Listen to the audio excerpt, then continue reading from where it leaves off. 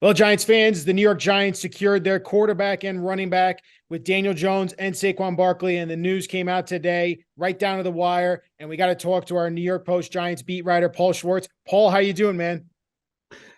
I'm doing good, Ryan. Yes, right down to the wire is exactly right. Look, this 4 p.m. deadline is not, the deadlines we had in college or things like that. I mean, if you don't put in the franchise tag in with the league by 4 o'clock, you don't get it. It's not like they say it's 4:02, it's okay. So this went right down to the wire with Daniel Jones. So they didn't know, at 3:50, let's say, whether are we going to have to tag Daniel or we're going to have to wait, and we can do that for Saquon. So, look, this was a hard negotiation. They met pretty much every day. The Giants and Daniel Jones's agents last week in Indianapolis at the scouting combine. They met in person in Jersey Monday, late Monday night, Tuesday, and it got done with very little room to spare. Very little.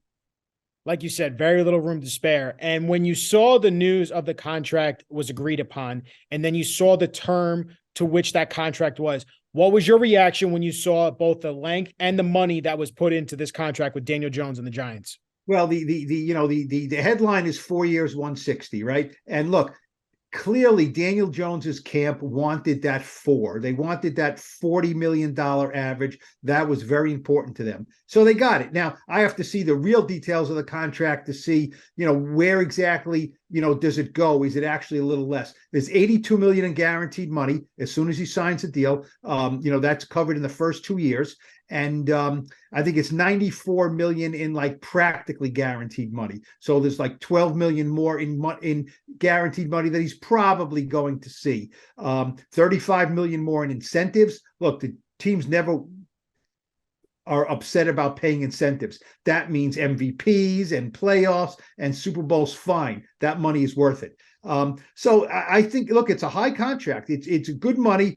I know for a fact when this thing started, somebody from the Giants said to me, I hope this thing doesn't start at 40. Now it started at 45 and came down to 40. You know what I mean? 45 was never going to happen. So, look, here's what I would say is that most people, I think, around the league look at this deal and say that's too much money for Daniel Jones. But Giants fans love Brian Daboll, right? They think he's great. He won the Coach of the Year. Brian Daboll did not have to sign off on Daniel Jones this year. He didn't draft him. He inherited him, he got him, and he loves him, and he wants to work with him. So you got to, if Daboll likes him, it's got to be good enough for fans, I think.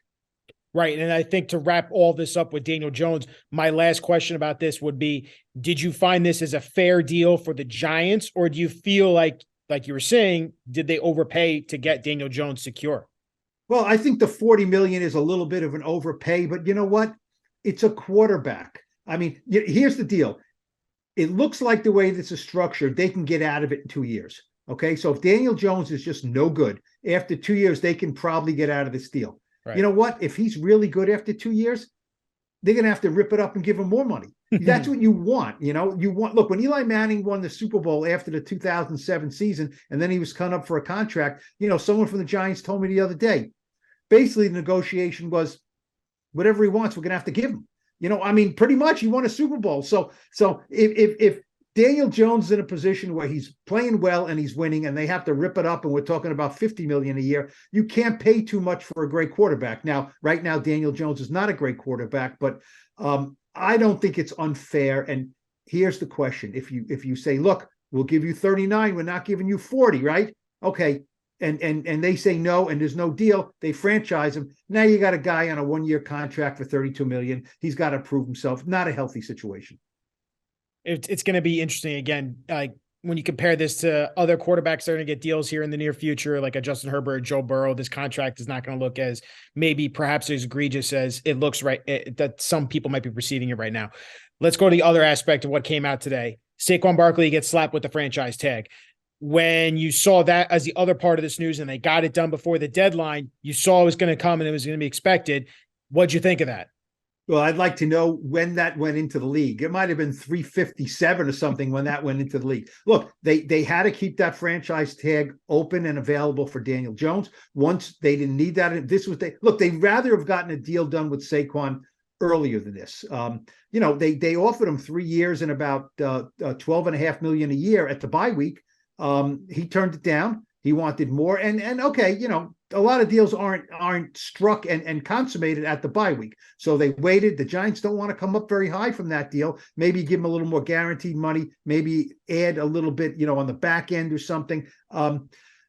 So right now, Saquon is on the books for 10.1 million. You know, that's kind of high. If they get a 3-year deal done, his cap number would be probably like 5 or 6 million. So they can shave off that. That's what they would still like to happen. But here's the key, Ryan, is that between now and next week, when free agency starts, the Giants would like to hammer out a deal to get that cap number lower, have Saquon secured for 3 years, and then now they have more cap room to go into free agency, to maybe re-sign a Julian Love, to maybe get Dexter Lawrence, you know, in a long-term deal, and to sign, you know, an inside linebacker or a defensive lineman or, you know, a moderately priced receiver. You know, they need a lot of help here. So this is good. Look, as Giants fans, the headline is Daniel Jones will be back on a long-term deal, and Saquon will be back either on 1 year or more than that. And, you know, that's a lot of the offense back, and it's a good thing.